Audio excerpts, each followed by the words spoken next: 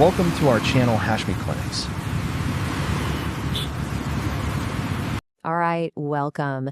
Today we're doing a deep clinical dive into a remedy that, sometimes flies under the radar, but is an absolute workhorse for some of our most challenging cases of debility.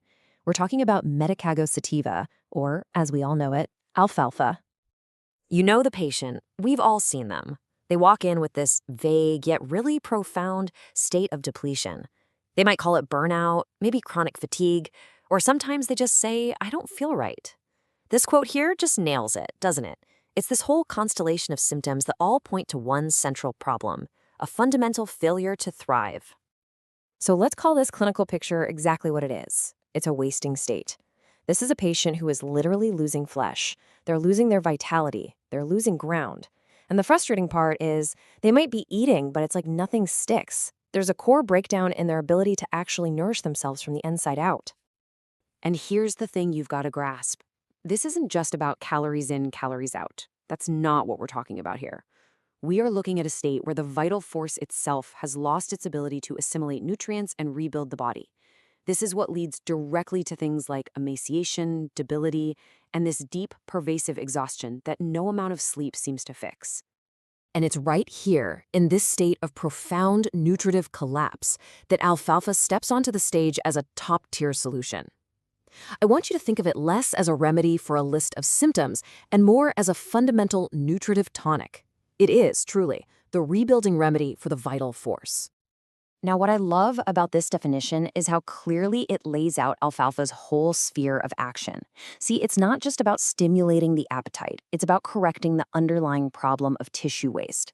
It literally tones up the entire nutritive process, and that's what leads to a genuine comeback of both mental and physical vigor. And you can see here just how broad its application is. I mean, think about it. The student who's completely burned out with brain fag, the nursing mother whose milk supply is failing, the elderly patient who's just in a state of chronic decline, or even someone with a rheumatic tendency. Alfalfa gets to the root, to that foundational weakness that's underneath all of these seemingly different conditions. Okay, so let's shift gears a bit. Let's look at the mental and general picture to see how this rebuilding process actually shows up in the patient's mind and their overall state, because this is where we find some of the most characteristic and really useful guiding symptoms for a prescription.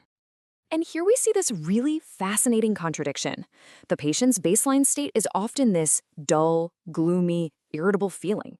And notice this, it's characteristically worse in the evening. But when the remedy starts to act, the patient swings over to this state of buoyancy and mental clarity. This ability to bring on a general feeling of well-being is a massive keynote. Now, if there is one signature of alfalfa that you take away today, it's this evolution of the appetite. The patient literally goes from having no appetite at all to a state of almost ravenous hunger, actual bulimia. Pay close attention to that forenoon hunger, which it shares with sulfur, and that intense craving for sweets. This isn't just a little improvement, it's a huge shift in the body's demand for fuel. And of course, right alongside improved nutrition comes improved rest. It just makes sense, right? In these states of nervous exhaustion, sleep is usually terrible, it's unrefreshing. Alfalfa brings on this deep, quiet, restorative sleep, especially in the early morning hours, which finally allows the body to get down to the business of repair.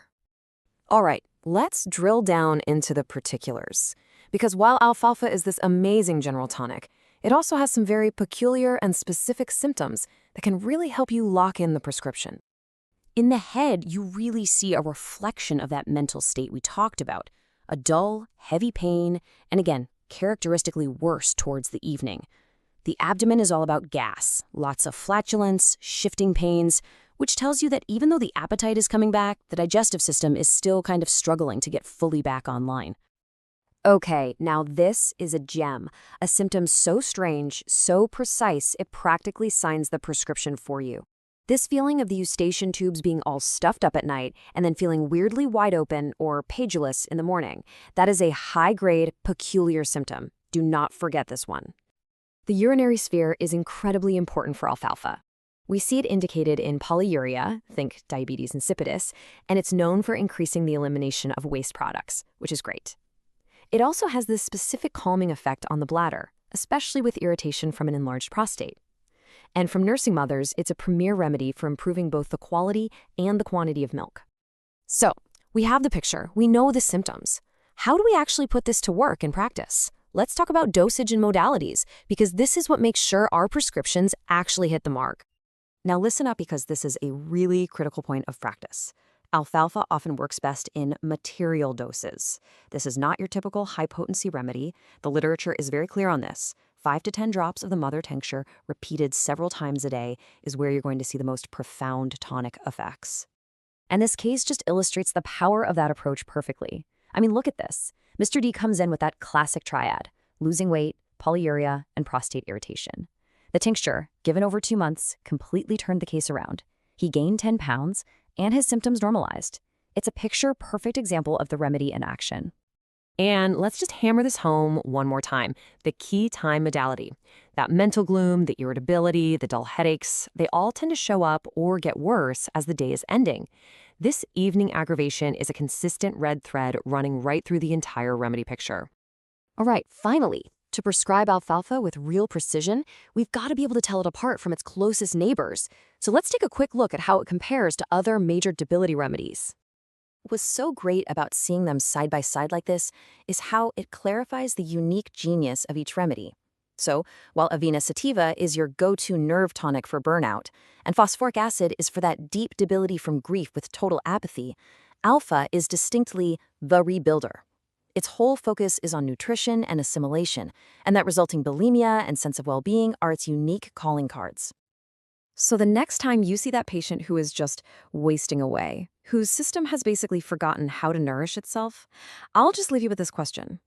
When everything else has failed to bring them back, will you remember the quiet, profound power of the rebuilder?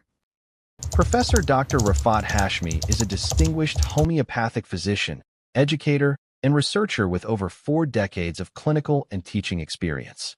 He is widely respected for his deep command of materia medica, repertory, and constitutional prescribing, combined with a practical, patient-centered approach.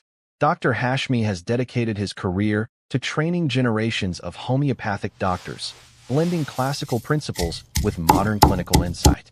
He is also known for his innovative work in digital homeopathy, developing educational content, clinical tools, and AI-assisted systems to enhance remedy selection and case analysis.